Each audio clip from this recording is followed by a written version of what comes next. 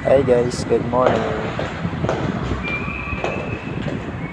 Ayun pala guys, bumaba tayo dahil kukuha tayo ng adhesive doon sa may budiga. Sa ilalim kasi yung budigan guys. Ayan. Kaya dumadaan kami sa hagdan kasi bawal po to sa bawal padaanin sa elevator.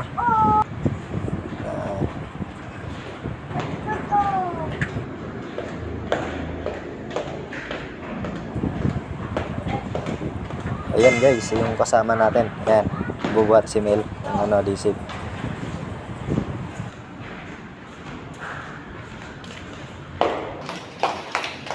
Bibili lang ako ng tube ice milk.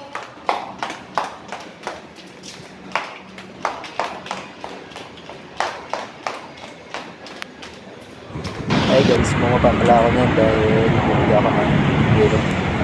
So guys, kasi sobrang init yung sa taas. Kailangan ka lang ng